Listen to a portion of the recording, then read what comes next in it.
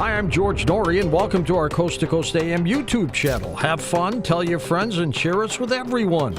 You can also find us on Facebook, Twitter, Instagram, TikTok, and Coast to Coast AM's mobile app. And always remember to log on to our website at coasttocoastam.com for daily articles, the best paranormal information, and all you need to know about your favorite guests. And now you can become a Coast Insider directly through the Coast mobile app. We welcome our international listeners and even offer a free 2-week trial. So don't delay. Become an insider today. Welcome back to Coast. We've got a wonderful show for you tonight. First guest, Gregory Forth, with us. His latest book is called Between Ape and Human, an anthropologist on the trail of a hidden hominoid. Let's talk about who he is, of course. Educated at Simon Fraser University and the University of Oxford, Gregory Forth was a professor of anthropology at the University of Alberta from 1986 until his retirement back a few years ago. He's also a fellow of the Royal Society of Canada, and since the 1970s, Gregory has conducted field work in Indonesia, and mostly on the basis of this research, he has published more than 100 peer-reviewed articles and book chapters, and is the author of a number of books, including the one I just mentioned. We'll talk about that tonight. Prior to moving to Alberta, Gregory worked for the British Academy in Singapore and Thailand. Gregory, welcome back. It was great seeing you at Beyond Belief. How are you? I'm very well, many thanks. I am looking forward to this. And first of all, for us to get an understanding, we're talking about small islands called Flores, 1,000 miles west of Portugal. Tell us about the islands. Well, the islands are in eastern Indonesia, or actually it's one island called Flores, an Indonesian island, although it has a Portuguese name, and I expect it's a good bit more than 1,000 miles from Portugal. Well, it's unbelievable. And they're 9 small islands or something like that? Well, no, there's just one island called Flores. Indonesia, of course, is composed of a lot of islands, hundreds and hundreds. Flores is actually one of the bigger ones. It's about the 10th largest in Indonesia. And you spent some time there. How long? Quite a while in Indonesia. I first started doing field research in Indonesia back in 1975, believe it or not. Wow. And on Flores since 1984. What was it about the reports that you were hearing, Gregory, prior to getting there that got you there? After I didn't really hear reports of small human-like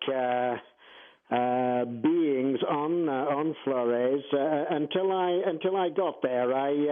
Quite by accident, actually, I was working in the central part of the island, a place called Nage, and I got to talking to people about various creatures in the local environment, and they happened to mention a hominoid called Obugogo, a name that's received a bit of publicity over the years.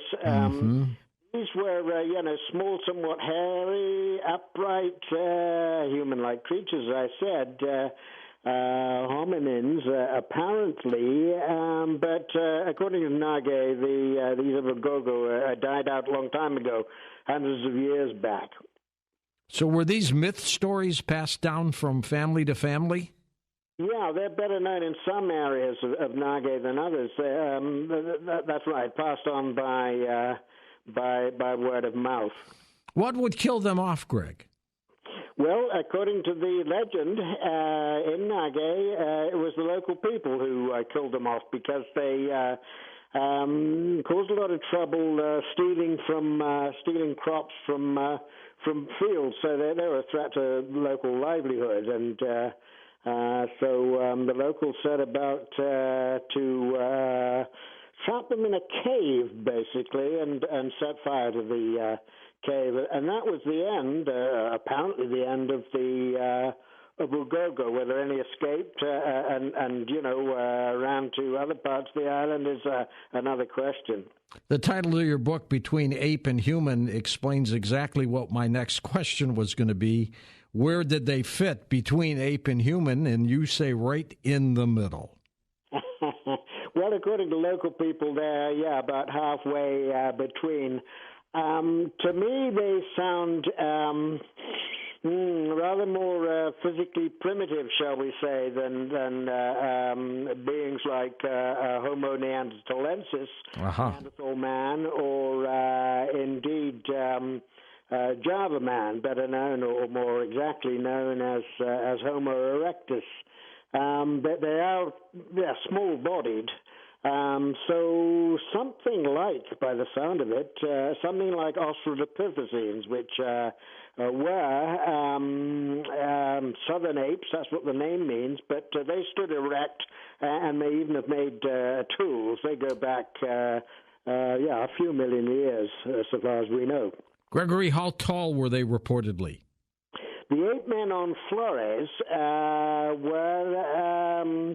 well, if we're talking about the ones that are the subject of the book, these are creatures called LIO, on average about a meter or just over 3 foot tall, or something, a bit less than that in certain instances. An interesting thing is that if we look at sighting reports, the reported height varies, which is what you would expect. In any living creature, you're going to get old and young ones, and perhaps very old ones that are a bit stooped over, and so on. You know how a chimp or an ape runs primarily on its hind legs with its 2 hands and its knuckles as they move along. What was this apparent creature? Did it walk upright, or did it go on all fours too? No, the 8 men described by the LIO people, specifically on Flores, went on 2 feet. It was erect. Unlike apes, unlike gorillas and chimpanzees, it had, according to, this is a really interesting thing, according to some reports, it had a rather peculiar way of walking, which, if we, take an open view of the matter, could fit with what paleoanthropologists have described for the fossil hominin, Homo floresiensis, Flores man, if you will, a fossil hominin which was discovered also on Flores Island. And this is the fantastic coincidence, if you will, discovered some 20 years ago. Gregory, how did people describe its face, if they did? The face. Now, the face was not attractive at all, ugly indeed, and somewhat ape-like, although at the same time... But, Greg, beauty's in the eyes of the beholder, isn't it? Yeah, no, but I think LIO people, Flores Islanders, and I, agree sufficiently on what an ugly human looks like.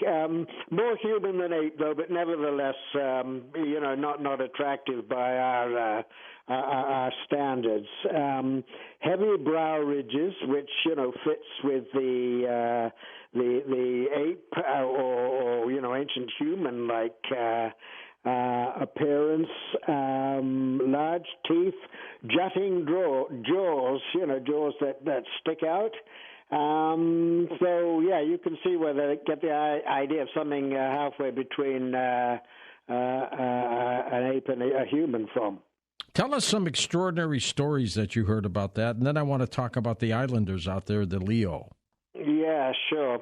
I will say, the thing that really has impressed me, or impressed me initially about all this was the way in which the stories, I first heard them from LIO people before the discovery of the fossil hominin, Homo floresiensis on Flores. So that told me that people weren't somehow just getting this from news reports of the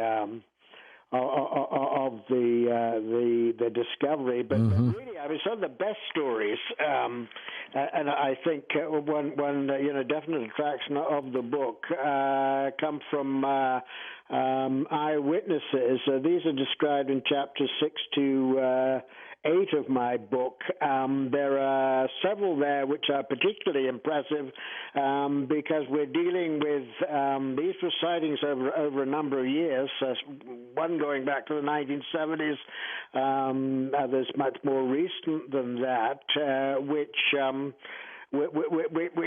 involved two or more people observing the creature in question at the same time. There are also, among those best cases, if you will, there are also two instances where we were dealing with dead specimens. So, people could get a pretty good up-close view of the creature. So do we have skeletons of these creatures? We don't. We don't, unfortunately. I will say that they are described as being very rare.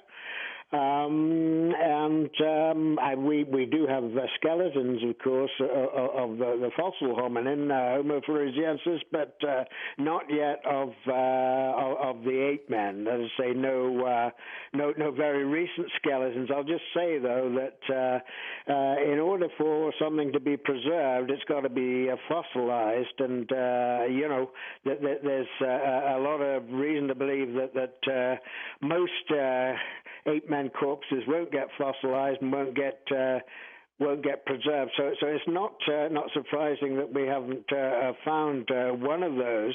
I will say at the same time that there are stories about bits and pieces of bone, but the ones I saw were so small and fragmentary I wasn't able to identify them.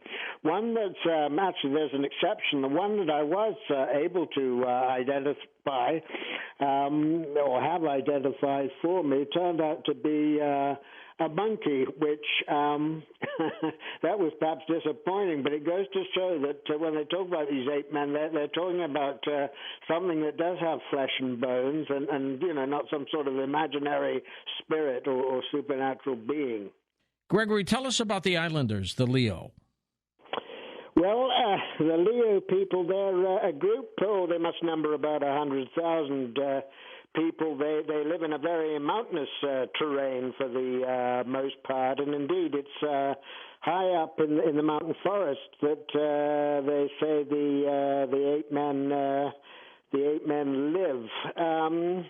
As with any people, they vary among themselves. So, it's a bit difficult to generalize. But on the whole, I found them very friendly and generous as well. They let me live with them for quite a number of field trips to Flores. My reception was helped by the fact that ever since my days on the island of Sumba doing doctoral research, I spoke Indonesian, the national language, which all Indonesians nowadays are fluent in, and also I have knowledge of local languages on Flores, so that helped.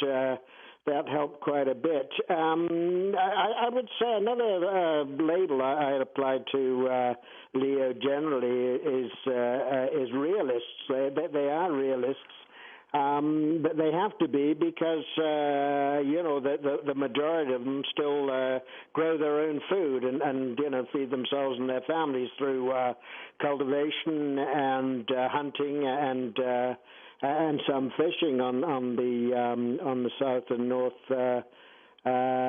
coast.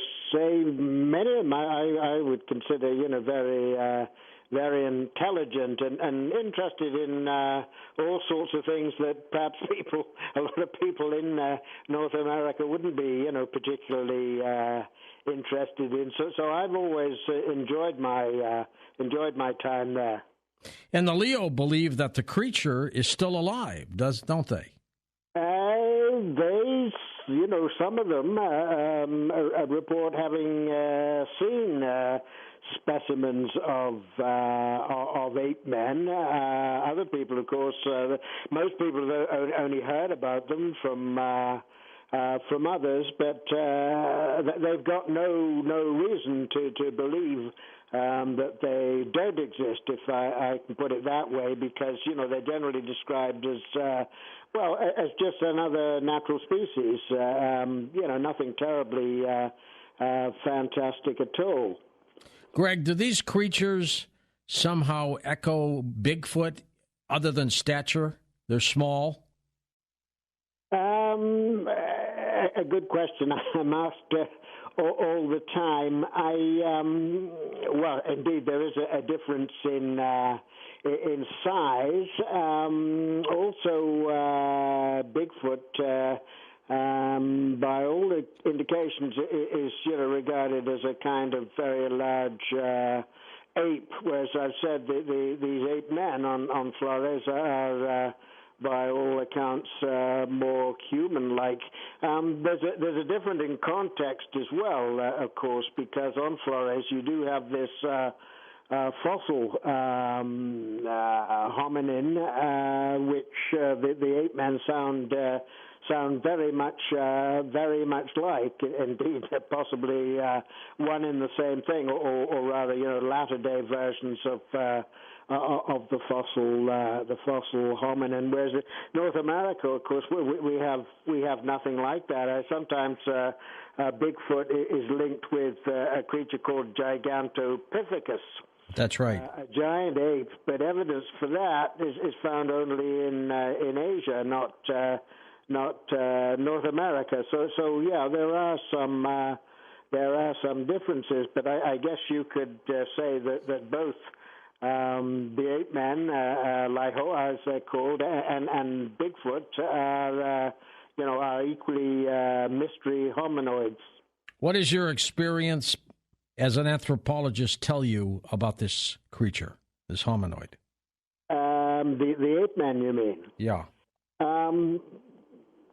What it tells me is that, what I argue in my book, in the book, which I consider a book of anthropology as well as a general interest book or a popular science volume. What I do is I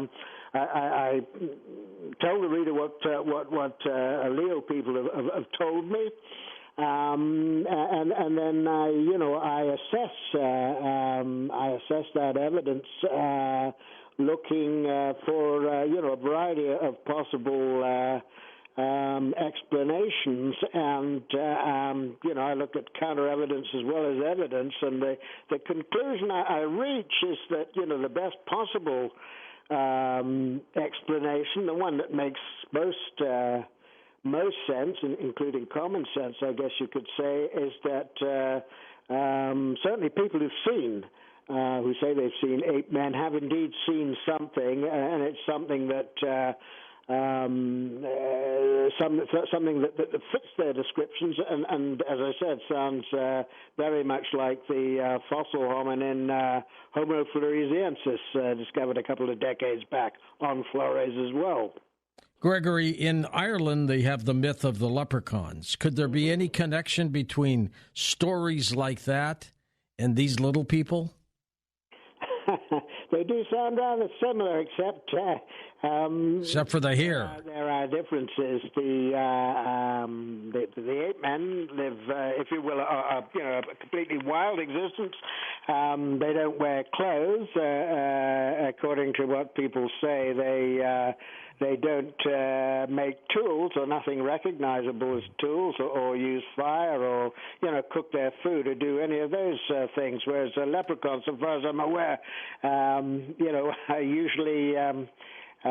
usually dressed in clothes. But the main difference, I think, is that leprechauns are depicted as magical, supernatural beings, spirits, if you like fairies and elves. Whereas the ape men basically are described realistically and naturalistically like a natural creature. The LIO people, of course, like other other Flores Islanders, they have their own spirits and supernaturals, but they're quite explicit that the ape men are not like that. They are creatures that can be seen by anyone who happens to come across one, whereas spirits are normally invisible, and they can disappear and all the rest of it. So there's very explicit difference that they recognize between spirits and these creatures. Greg, you've got a picture of a giant rat in your book that the hunter is holding up from the tail. And from the tail to the bottom of the rat's head, he's almost as big as the guy. a bit smaller, actually, but it is that's the world's largest rat, indeed, and it is found only on Flores Island, which is another reason to visit, perhaps. But that is an extraordinary creature, quite dangerous as well, because it lives in trees. It has very sharp teeth. It's quite aggressive, and if it fell on you, well, you would be in trouble. Another remarkable creature found on Flores Island, and besides Flores, only on one or two small neighboring islands, is the Komodo dragon, or Komodo monitor, which is the world's largest lizard. So it's generally agreed, taking into account the Flores man, the Homo floresiensis as well, generally agreed that Flores was one of those islands where certain creatures got bigger, like the rats and the dragons, while others got smaller, like the very small hominoids, standing, just 3 feet or so tall. And indeed having very small heads and brains. A brain, indeed, about the size of a chimpanzee. Now, tell me about what's been going on the island. Isn't it owned by Portugal? No, it was. Parts of it were settled by Portuguese back in the late 15th, 16th century, but they gave it up eventually to the Dutch, who established a colonial administration on the island in the 20th century, early 20th century, which is when Flores became part of the Netherlands East Indies, and then of course the whole country became independent in 1947. Now, you think it's you bring this up, that the mystery of the hominoids is somewhat taboo. Why is that? It's taboo, I suggest, for Westerners, specifically for scientists. I guess for a couple of reasons. First of all, the existence. I mean, the standard line, if you will, or the accepted position of scientists is that, or conventional wisdom is the phrase I'm looking for, is that the only hominins left on Earth at present are modern humans, which is to say Homo sapiens like ourselves, and the LIO and all the rest. I guess, there is a tendency to associate anything unknown or not yet known with purely fantastic beings. So that would be another reason for the taboo. But it may also have to do with a rather compelling nature of some of the evidence for mystery hominoids, and at the same time the inability of academics like myself, scientists, to prove that undiscovered hominoids might exist, or indeed to explain why some people see them. So it's all, it's for many people. I think it's a topic that's best avoided. Now, your work is compelling. What made you write the book? What made me write the book? I thought the story was pretty fantastic. That's a great story. I anticipated that other people would think so as well. I could have written it purely as an academic book, but in that case it would have it would have been rather expensive, far more expensive than between ape and human. And indeed, in all likelihood, as an purely academic book, not many people would have read it. So, I knew that, cryptids, as they're sometimes called, creatures whose existence it seems possible, but as yet to be fully established by academic scientists. I mean, this is a topic of pretty widespread interest among readers in, certainly in North America and Europe, the Western world in general.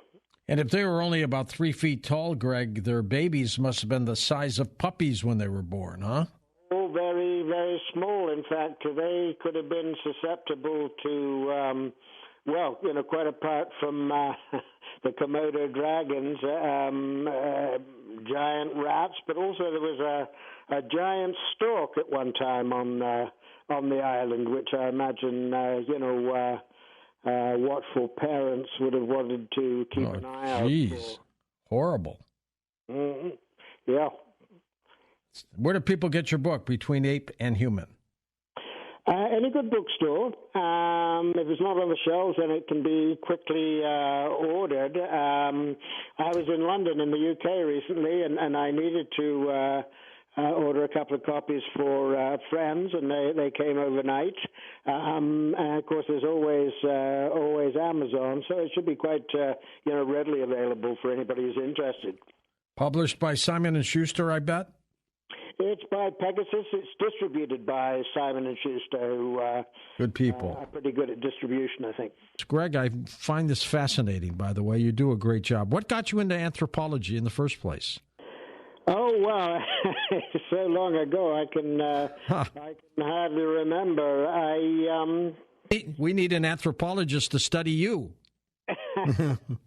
Well, that would be a possibility as well. No, when I was in school, I did well at academic work, so and I enjoyed it. I was kind of equally good, if you will, at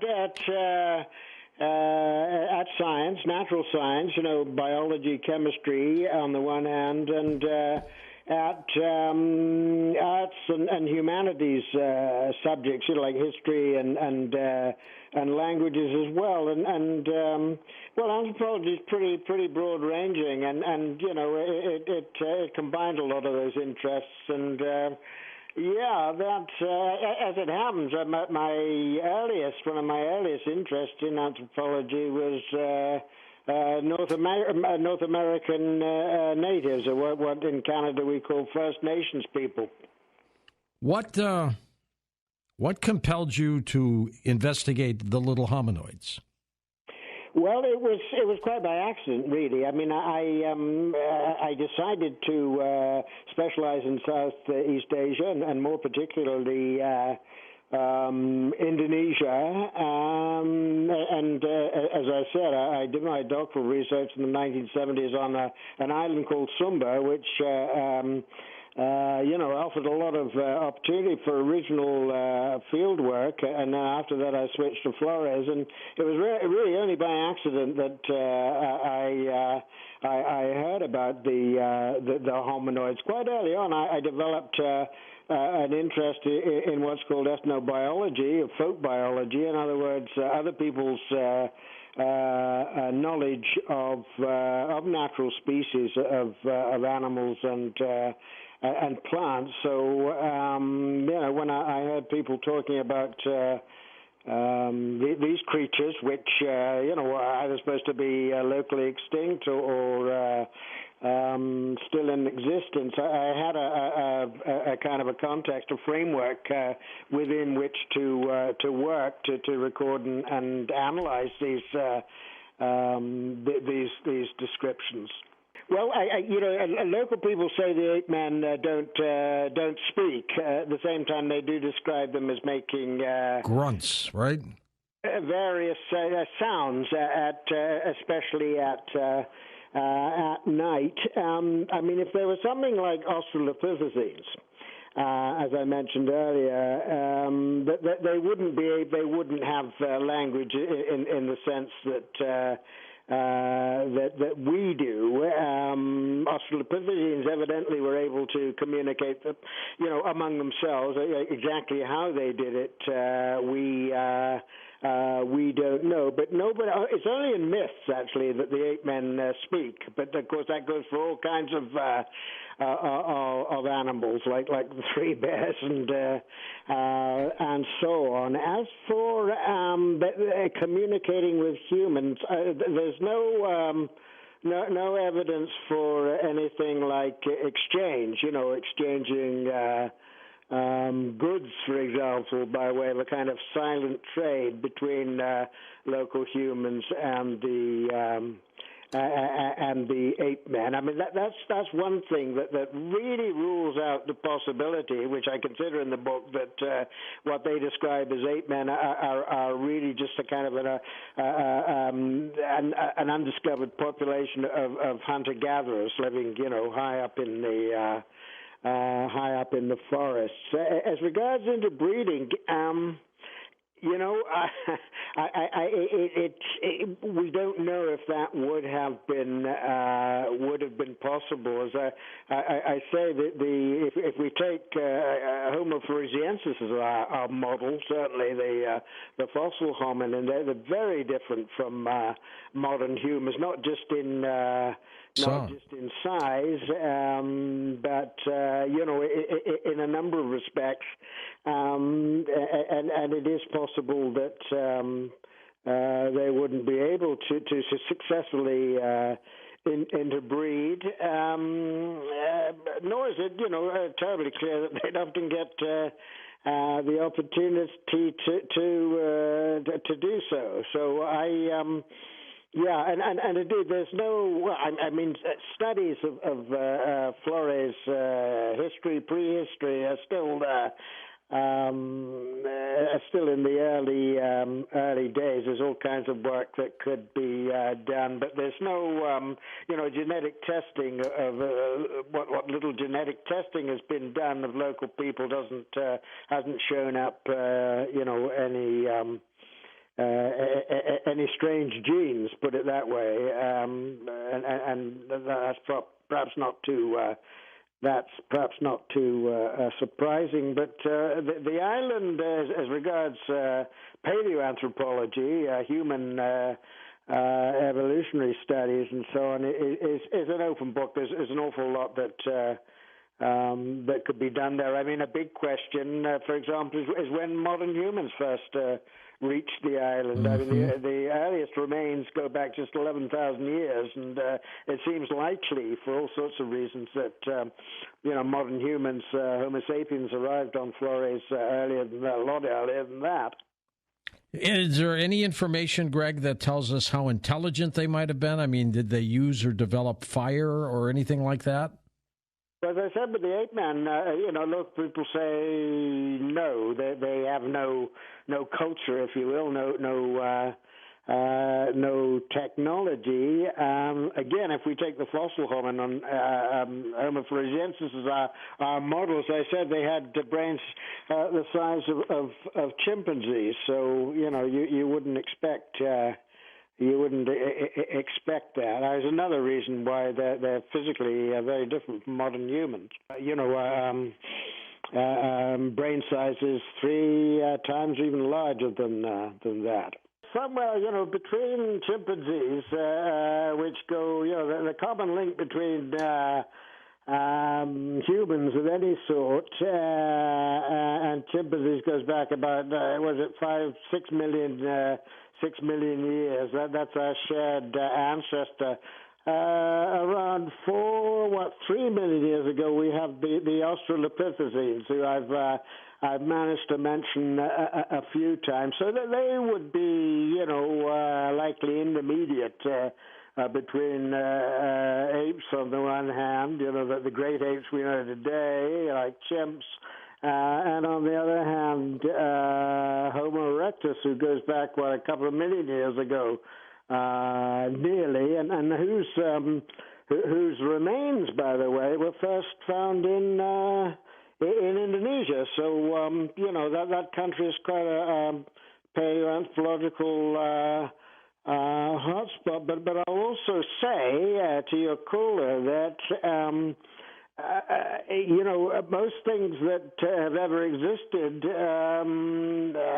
which of course have died, the individuals, the vast majority of them don't get preserved, fossilized. So, the sample that paleos are working with is very, very small indeed. I mean, another point I'll make in that regard is that Homo floresiensis, the fossil, has been discovered on Flores, has been found only on a single site.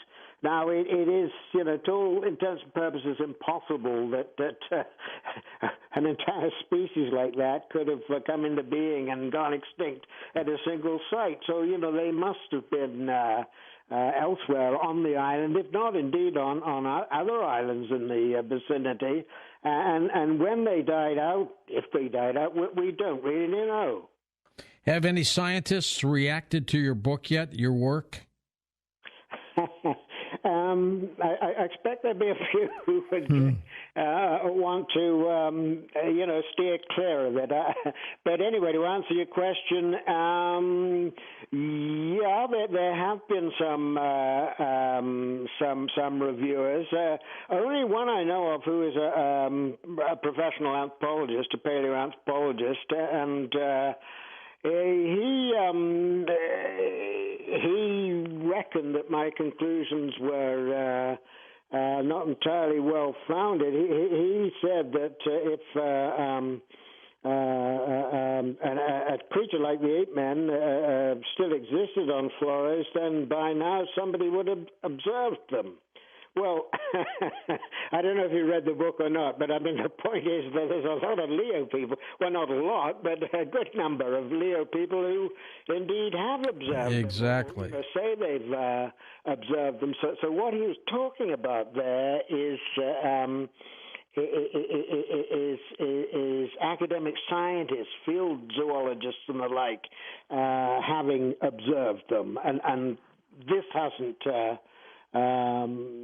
this hasn't happened yet for a number of good reasons. So it all comes down to a question of authority. As I'm sure your caller, who's a biochemist,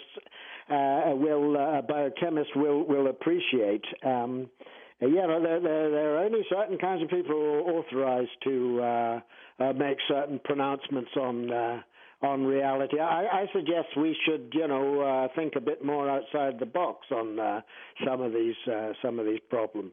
What I argue in the book, and one reason why I wrote it indeed, was to show that there are good reasons why we should take local people, ordinary folk. That's right. In out-of-the-way places like Flores, seriously, certainly more seriously than they have been taken. I think even in certain respects by anthropologists. But science has a set of rules which it lives by. We shouldn't, however. We shouldn't. I mean, science is a wonderful thing. It's the greatest of human achievements. I believe, but we shouldn't confuse the findings of science, which of course are always provisional, right? We're improving or trying to improve all the time, but they're always provisional. We shouldn't confuse scientific findings with reality. There's nothing like being there, witnesses, and that's what the islanders are there for. Yeah, well, indeed, yeah. No, you're quite right. There is, of course, something called citizen science, which is coming to be, fortunately, taken more and more seriously by academic scientists.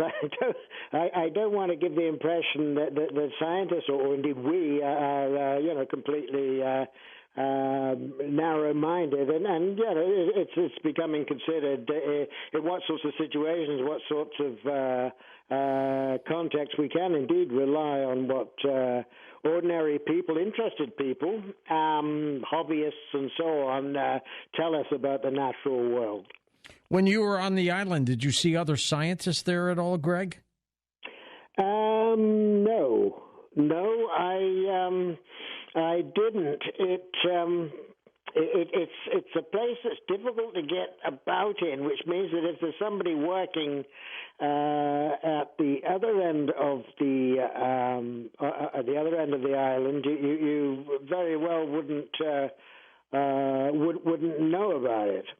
But I want to just correct myself there, because while I was on the island, indeed, there were archaeologists and paleontologists, including members of the discovery team, the team that unearthed the fossil hominin floresiensis, some of whom I know, I've known for a while, and whom I met in the field on a couple of occasions. One occasion being in the central part of Flores, where you find a region with numerous fossils of stegodons. These are ancient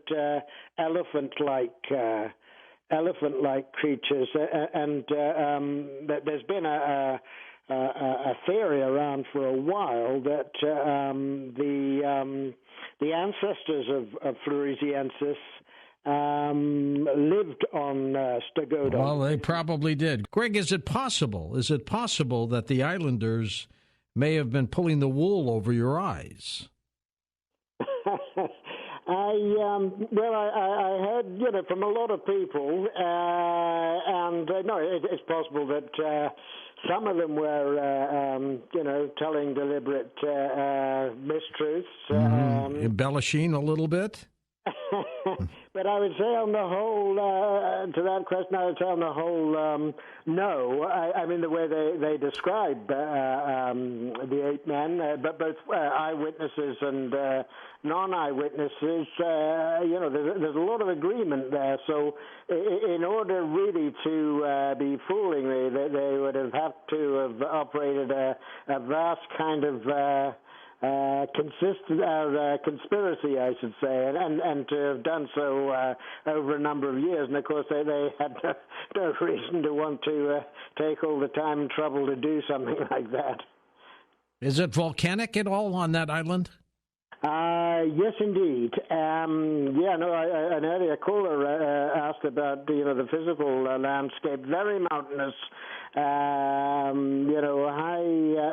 mountain jungles, forests, and a lot of volcanoes. Some of them still active. Were these little hominoids? Did they live in trees or huts? What did you hear about that?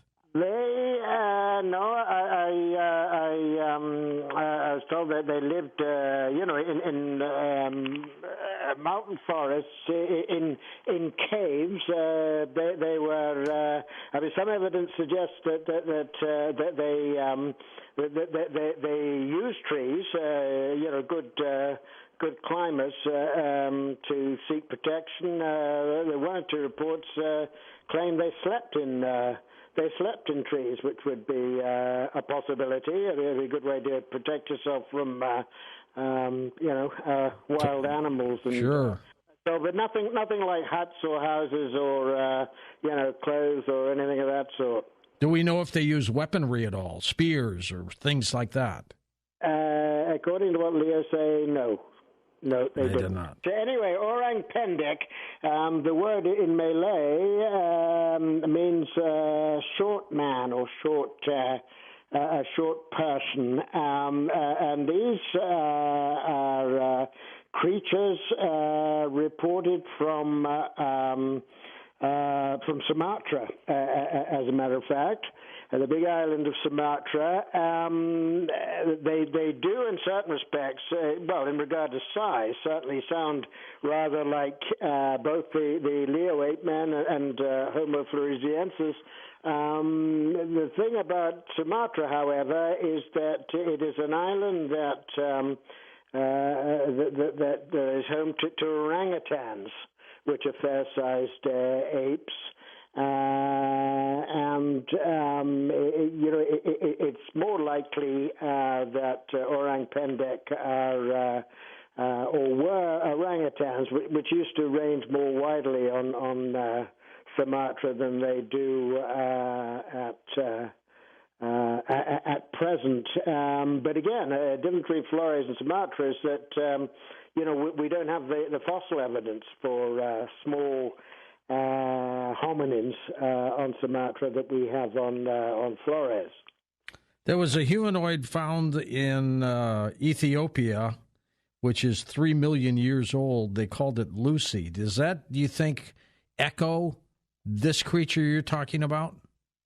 Well, again, yeah, there are definite similarities, differences as well. Lucy was one of the Australopithecines that I keep coming back to, and indeed, in terms of certain physical features, the Homo floresiensis on Flores are more like Australopithecines than they are like anything like modern modern humans. Of course, in other respects, they're more like chimps and other apes, but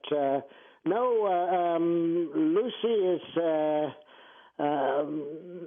it's certainly relevant to our general topic. So if you found something like Lucy on living still today on Flores, then I think you would have a very good answer to the question of what the LIO are talking about when they talk about ape men. Yes. But, reality is more marvelous, more fantastic than we thought. But that's the kind of thing I think that we're learning indeed all the time as human knowledge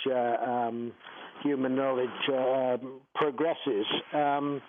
It's natural. I mean, Homo floresiensis, just talk about that fossil creature again, is not our ancestor, but it's something, closely related to our human line. And I think people everywhere are interested in origins, in roots, where they came from, how they came to be, how they related to other animals on the planet. So these kinds of discoveries, these theories, these guesses, as well, if you like, are important always. Can you use drone cameras out there, Greg? I wouldn't know. That's not my technology. It's been suggested before that this might be a way to, explore the forest. I expect it would take some doing to get permission to, from the Indonesian government ultimately to use something like drones on on Flores. But it's an interesting idea, but I really don't know the answer to that question. And any more reports of violence from these things? No, on the whole, no. It seems that they're not. They're not aggressive. They keep clear of modern humans, which I would say is a damn good idea for any other species to good policy to follow. They'll run away or retreat rather than attack. There are, so many things are said. There are a couple of stories about them attacking, but these are humans. But these are definitely in the minority.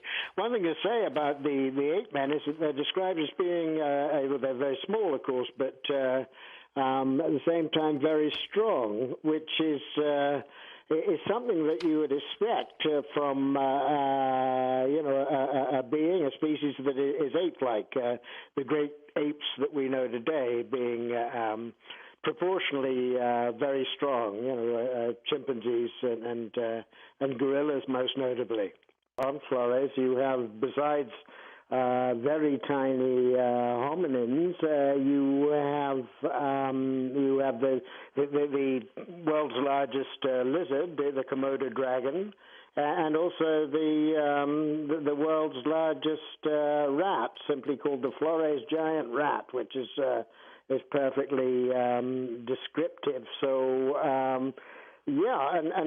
This is these are things that have only become fully studied in relatively recent times, and then of course as the caller mentioned, in the Mediterranean you have evidence on islands on Sardinia, I believe, for pygmy elephants. So this dwarfing, as it's called, island dwarfing, is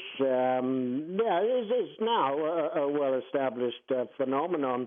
Whether our Flores hominoids were the product of dwarfing on Flores, or whether they could be all over the planet, Greg. And but good work. The Coast mobile app is now available for download on iPhones and Android devices. You can become an insider directly through this app. This is a great option for our international listeners, and new users will also receive a free 2-week trial.